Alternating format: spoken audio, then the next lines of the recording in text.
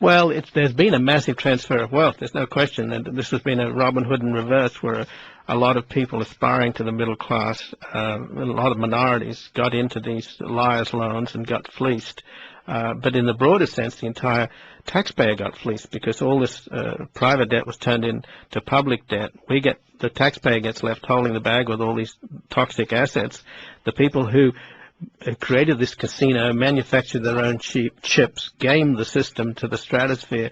They're all walking away richer, more powerful, and more concentrated in their wealth than ever.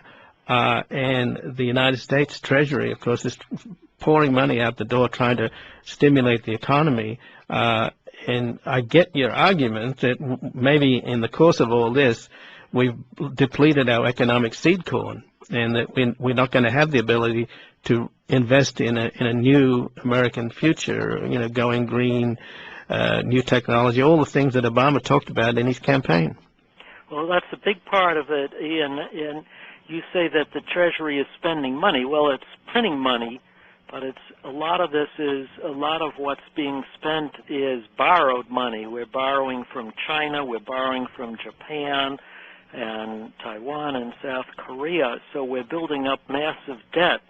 And the consequence of that is that we're loading huge debt onto future generations of America. Meanwhile, we're buying all this imported oil, more and more of it, so we're transferring wealth to the Arab oil countries, Persian Gulf oil countries.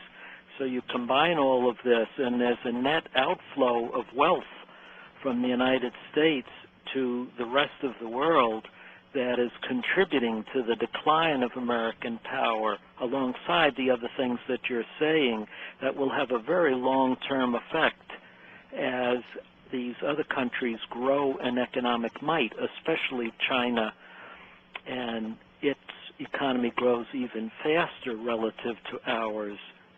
Well, presumably they're not in the charity business. I don't believe they're financing us, for our citizens to spend money on stuff that they don't need at the malls, on borrowed money they don't have, with credit that they can't afford.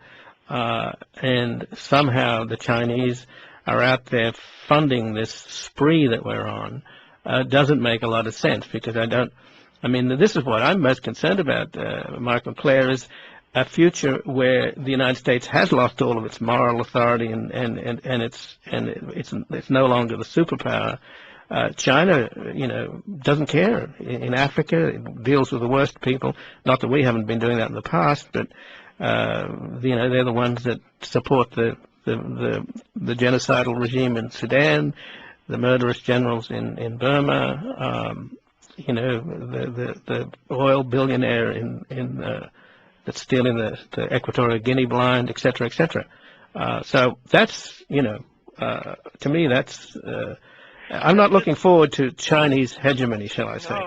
No, this is a sad picture that you're describing, and again, a lot of this goes back to the terrible things done by the Bush-Cheney administration, because if you go back over time, the United States was responsible for creating the great institutions of the post-World War II period, especially the United Nations, the legacy of Franklin D. Roosevelt, where the concept was the United States would not dictate, but it would collaborate with China, with other countries, in attempting to address problems like human rights deprivation around the world and environmental problems and so on. But as we know, Bush and Cheney and Rumsfeld and the others systematically sought to dismember these collective institutions in favor of unilateral action.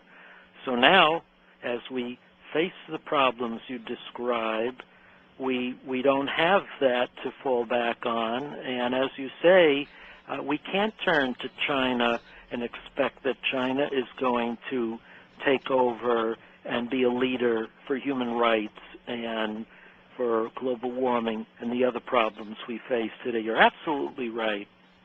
Well, Dr. Klare, in a recent article of yours, you mentioned the meetings that took place with Hillary Clinton in Moscow on October the 13th, and how Medvedev suggested that they'd cooperate with, leaning on the Iranians, and then the next day, Putin, who was in China at that moment, then returns to Moscow and says, he doesn't think that's the way to go, and we all know that Putin's running the show.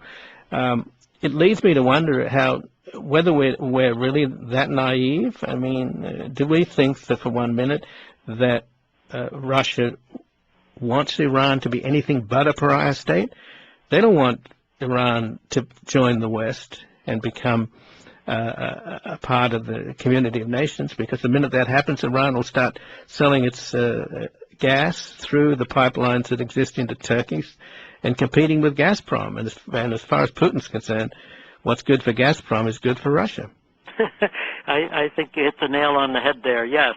Well, I think that Mr. Putin is one of the world's superb chess players. He always sees 2 or 3 or 5 moves ahead of the rest of us, certainly in this country, and he plays a very nasty game. And, I mean, understandably, his goal is what's good for the Russian state, building up Russian power, and he's never hidden his intention to rebuild Russia as a great power at whatever cost. And oil and natural gas is his weapon of choice. And he'll form alliances with anyone that'll advance his interests. And you're absolutely right. We should not assume anything other than that. Well, it's worse than that, though. If the Israelis, as they've threatened to do, strike at Iran, that would then mean the Iranians would strike at Saudi Arabia. Oil would be $400, $500 a barrel. And do you think that Putin would be unhappy with, and Chavez and all these guys out there that aren't necessarily our friends? They'd be thrilled with $400 a barrel oil, wouldn't they? Oh, I think they would think that that was the greatest thing that ever happened. Right. Well, I guess let's hope that somebody out there is thinking clearly. I mean, we had a run-up in oil back summer before last that was all done by our own speculators on Wall Street. And one of them just got rewarded $100 million, Andrew J. Hall, for making gasoline more expensive. So we've got some work to do at home as well, I would think. Well, prices have started rising again. Exactly. They were up to $82 a barrel last week. Right. Well, look, I thank you so much for joining us, Dr. Michael Klare.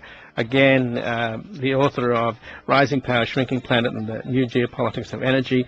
He's got an article now at Tom Dispatch. Welcome to 2025. American preeminence is disappearing 15 years early. I thank the producer today, Janie Coolidge, executive producer Louis Vandenberg. I'll be back again tomorrow at 5 p.m.